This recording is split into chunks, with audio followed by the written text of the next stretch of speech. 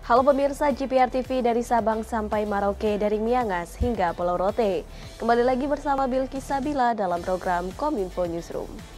Halo pemirsa GPR TV dari Sabang sampai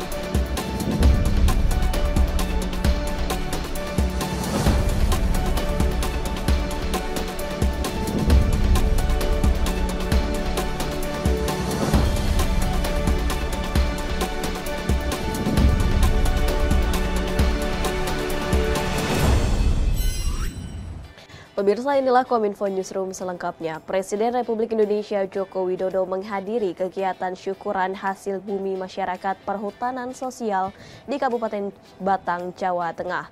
Presiden mengimbau agar masyarakat memanfaatkan lahan perhutanan sosial untuk ditanam tanaman pangan pokok.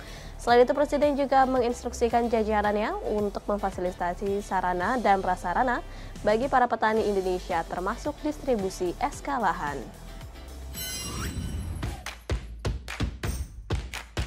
Lahan perhutanan sosial memiliki peranan penting dalam membuka peluang usaha bagi para petani dan rakyat Indonesia. Presiden Republik Indonesia Joko Widodo dalam kegiatan syukuran hasil bumi Gerakan Masyarakat Perhutanan Sosial di Kabupaten Batang, Provinsi Jawa Tengah menegaskan jajarannya untuk tidak membiarkan lahan perhutanan sosial yang terlantar dan tidak produktif. Mengenai situasi dunia yang tengah sulit karena pandemi COVID-19, Presiden mengajak para petani dan masyarakat untuk mengambil peluang dan manfaat lahan yang mereka kelola dengan menanam tanaman pangan pokok seperti padi, jagung, porang, hingga sorghum. Pada kesempatan yang sama, Presiden juga mengimbau kepada jajarannya untuk menyediakan sarana dan prasarana yang baik untuk memfasilitasi para petani di Indonesia, salah satunya yakni dengan mempercepat pendistribusian lahan beserta SK-nya. Saya mengajak kita semuanya untuk nanam tanaman-tanaman yang menghasilkan bahan pangan pokok. Saudara-saudara bisa ditanami, silahkan tanami padi, silahkan, benar. Mau ditanami apalagi yang pangan, jagung, silahkan. Harga jagung ini pas naik. Mau ditanami porang, silahkan. Porang itu juga pasti juga akan naik harganya karena dunia membutuhkan itu. Kemarin saya ke NTT, tanami sorghum, silahkan karena NTT memang yang paling pas adalah nanam sorghum. Karena kalau tanam padi, airnya agak sulit dan topsoilnya hanya tipis banget. Yang pas apa? Sorghum. Kita coba kemarin. 40 hektar, coba sorghum kayak apa? Saya cek sendiri, hijau semuanya.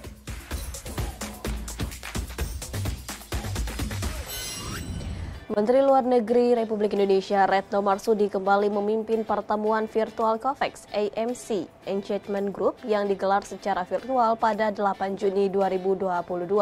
Dalam pertemuan ini, Menlu Retno menyoroti kesenjangan vaksinasi COVID-19 yang masih terjadi di negara berpendapatan rendah. Menteri Luar Negeri Retno Marsudi kembali memimpin pertemuan COVAX, Advanced Market Commitment Engagement Group atau AMCEG bersama Menteri Pembangunan Internasional Kanada dan Menteri Kesehatan Ethiopia secara virtual pada Rabu 8 Juni kemarin.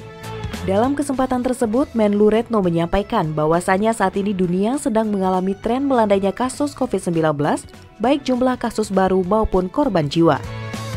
Secara global, sebanyak hampir 12 miliar dosis vaksin COVID-19 telah disuntikan kepada warga dunia, dan pasokan vaksin masih cukup banyak untuk memenuhi kebutuhan vaksinasi global. Keberhasilan menurunkan kasus harian COVID-19 tidak lepas dari peran COVAX. COVAX menjadi bukti kerjasama multilateral bisa menyelesaikan masalah COVID-19. Tercatat hingga 3 April 2022, Indonesia telah menerima 130 juta dosis vaksin melalui skema COVAX AMC maupun skema bilateral lainnya. Namun begitu, tugas COVAX belum selesai. Menlu Retno menyebutkan kesenjangan vaksinasi masih terjadi di negara berpendapatan rendah di tengah stok vaksin yang melimpah. Menlu Retno menegaskan COVAX telah menjadi bagian tak terpisahkan dari arsitektur global. Karenanya penting memberi prioritas pendanaan pada upaya vaksinasi dan integrasi vaksinasi COVID-19 dalam kesehatan lainnya. Menteri Pendayagunaan Aparatur Negara dan Reformasi Birokrasi Cahyokumolo dan Menteri Kehakiman Georgia Rati melakukan penandatanganan nota kesepahaman terkait penyelenggaraan pelayanan publik. Georgia menjadi role model Indonesia dalam peningkatan mall pelayanan publik. Pelayanan publik Georgia dikenal dengan integrasi dan kecepatan pelayanan.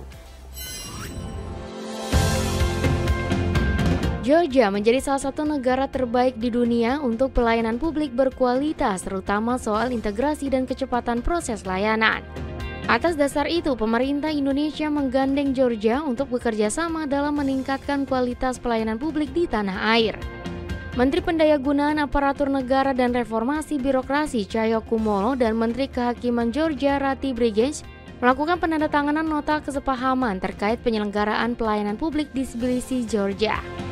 Nota kesepahaman ini dilakukan untuk meningkatkan pelayanan publik di Indonesia, terutama menyangkut pembangunan mall pelayanan publik. Konsep mall pelayanan publik mengadopsi dari Public Service Hall milik Georgia yang menyajikan pelayanan publik terintegrasi, cepat, dan mudah. Kami datang melakukan MOU, kami mengambil beberapa model-model pelayanan publik yang mobile, yang cepat, terintegrasi kepada seluruh masyarakat yang ada di Georgia yang coba kami kembangkan di Indonesia. Dalam kesempatan tersebut, Menteri Cahyo berharap kerjasama ini terus berlanjut serta turut mengundang Menteri Kehakiman Georgia berkunjung ke Indonesia untuk melihat mall pelayanan publik di Indonesia. Dan nanti Yang Mulia Menteri Kehakiman akan juga berkunjung ke Indonesia untuk bisa melihat secara langsung kerjasama antara Georgia dan Indonesia, khususnya menyangkut pelayanan publik. Sementara itu pemirsa, Ditjen Imigrasi Kementerian Hukum dan HAM Republik Indonesia segera memulangkan tersangka MT, pria asal Jepang terkait dengan kasus dugaan korupsi dana bantuan sosial COVID-19. Pihak Kedutaan Besar Jepang juga menyatakan bahwa paspor MT telah dibatalkan dan meminta bantuan Ditjen Imigrasi Indonesia untuk menangkap yang bersangkutan.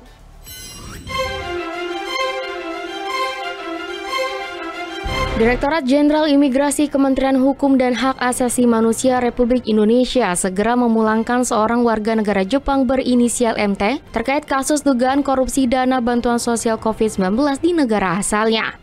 Ditjen Imigrasi akan melakukan pemulangan secepatnya setelah berkoordinasi dengan Kedutaan Besar Jepang. Dari informasi yang dikumpulkan, MT telah berada di Indonesia sejak 1,5 tahun terakhir dengan mengantongi kartu izin tinggal terbatas. Tersangka dugaan kasus korupsi dana COVID-19 di negara asalnya itu diketahui menetap di Jakarta namun menjalankan bisnis bidang perikanan di Provinsi Lampung. Perwakilan Kedutaan Jepang di Indonesia juga menyampaikan keberadaan warga negara Jepang tersebut saat itu berada di Lampung. Kami Direktorat Jenderal Imigrasi langsung menugaskan Kepala Divisi Keimigrasian Lampung untuk segera mencari warga negara Jepang tersebut. Pada hari Selasa, tanggal 7 Juni tahun 2022, tepatnya pukul 22.30 WIB, kami mendapatkan laporan bahwa warga negara Jepang yang sedang dicari tersebut diamankan oleh jajaran Divisi Keimigrasian Lampung bersama Polsek Tegalrejo untuk dibawa ke Jakarta ke Direktorat Jenderal Imigrasi. Direktorat Jenderal Imigrasi akan berkoordinasi dengan Kedutaan Besar Jepang untuk proses pemulangan warga negara Jepang tersebut ke negara Jepang. Pemirsa, usai jeda kami akan kembali dengan informasi lainnya. Tetaplah bersama kami dalam Kominfo Newsroom.